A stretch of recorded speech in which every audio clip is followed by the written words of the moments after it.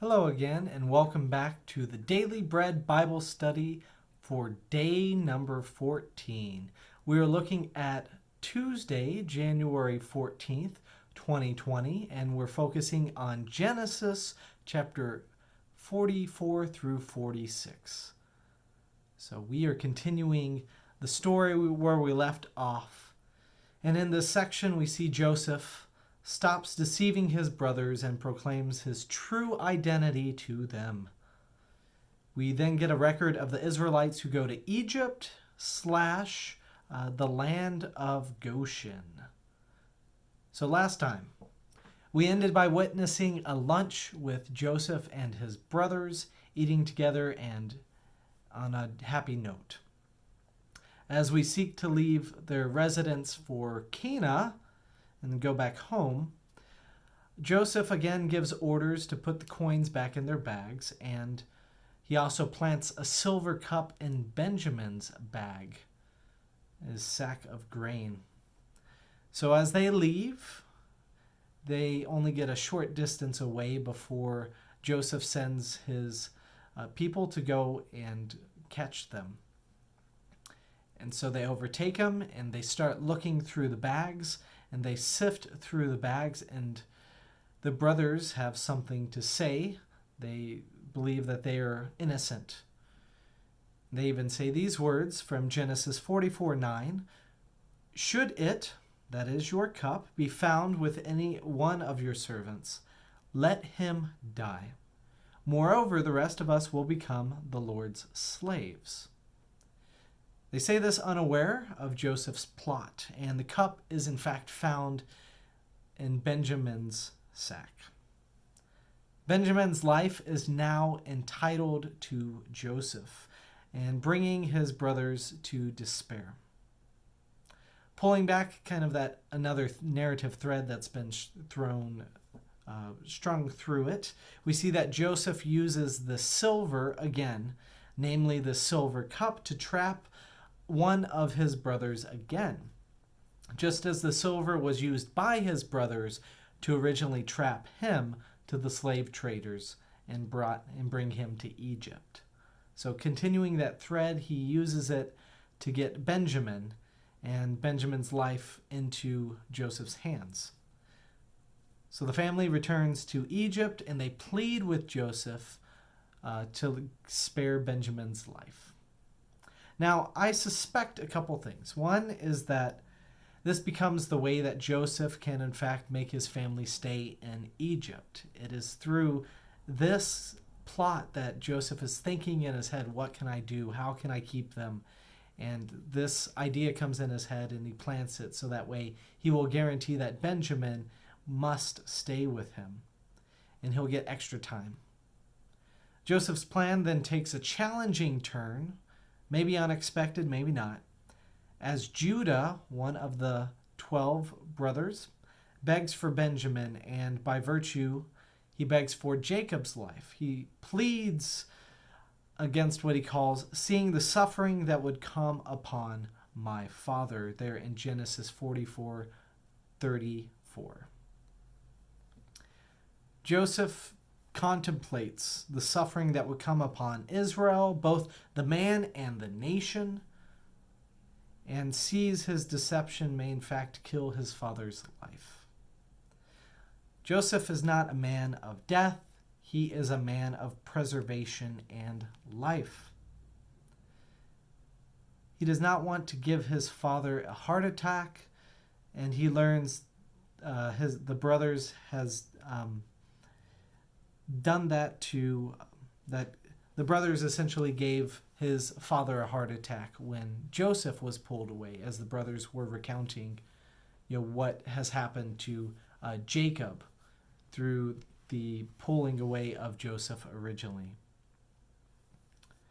So Joseph then dismisses the audience of the court around him and tearfully states to his brothers, I am Joseph. Weeping aloud, Joseph practices one of the most resilient actions in all of the Bible. He forgives his brothers and then claims that God was a part of this act of resilience within his own life. That God, in fact, blessed him in the midst of his suffering. Pick it up in Genesis 45, 7 through 8. God sent me before you to preserve for you a remnant on earth, and to keep alive for you many survivors. So it was not you who sent me here, but God.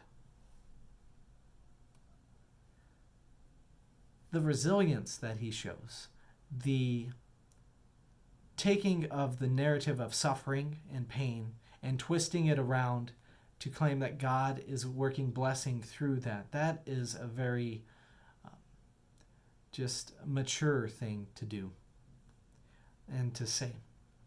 We see that God is working through Joseph to keep his promise to his chosen people. And even more than that, Abraham's blessing to the whole world, that his descendants will be a blessing and a great nation and will bless the whole world, is coming true. It's no wonder why God uses a man named Joseph in another important narrative in the Bible.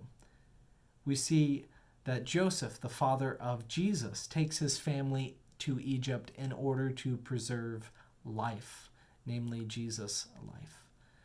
So these narratives are going to be so intermixed in the Bible.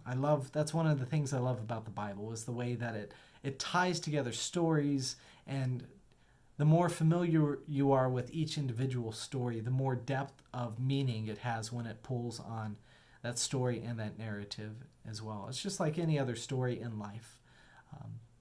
With that, they are very intentional in the Bible about connecting these stories together.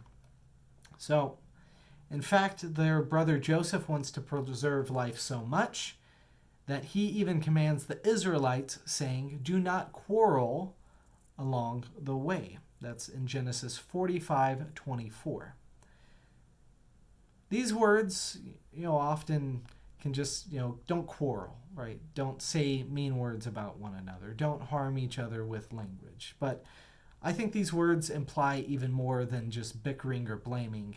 It implies physical blows, maybe with a stone or a fist, as it says in Exodus 21, verse 18. I bring up this word because it's notably used when the Israelites are having some trouble with Moses in the wilderness of sin, there in Exodus chapter 17, verse 2.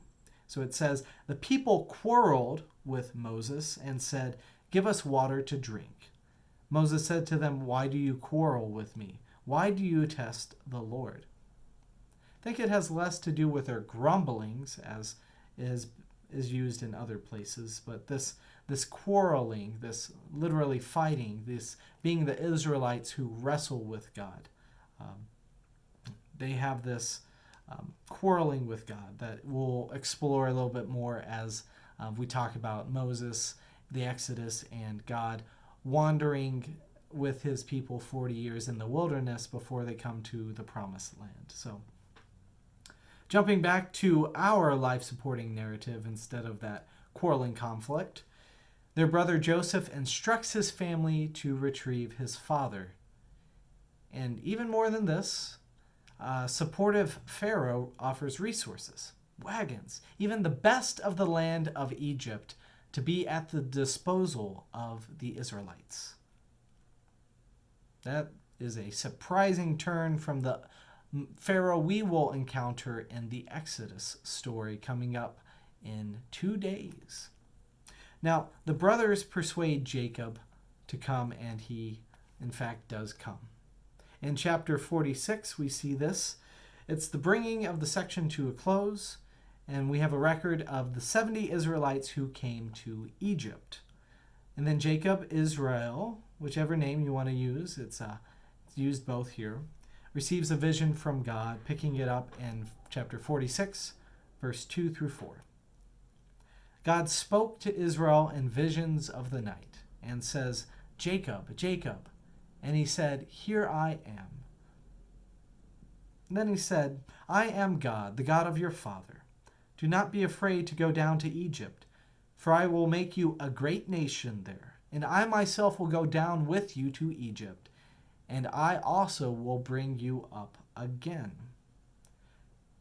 This is setting up the Exodus story again, and encouraged Jacob and all the Israelites to travel to meet Joseph in Goshen. Now, Goshen is important because it's mentioned in Exodus twice, in Exodus 8:22 and Exodus 9:26, the plague of flies and the plague of hail, respectively, and it's called the land where the Israelites live. Now we'll figure out and look at the narrative of where exactly they are in Egypt and try and figure out, if they are in Egypt proper, if they're in Goshen, and try and pick apart who is where a little bit later. But chapter 46 is definitely setting up this Exodus narrative and mentions that potential conflict between Egypt and Israel concerning sheep. It's strange, but they have this comment about Joseph, saying, "Don't be shepherds, don't say that you're cattlemen," and we'll explore that a little bit more coming up in the next time. So, how have you been resilient? I'd love to hear stories of the ways in which you've seen resilience, the ways in which that God has provided resilience in your life or in stories that you know of, even in the midst of deep suffering, and people who have been Joseph to you, or the ways in which you have been Joseph to other people. I'd love to hear for you and connect with you, and I look forward to our next time to meet. This ends the Daily Bread Bible study this is day 14.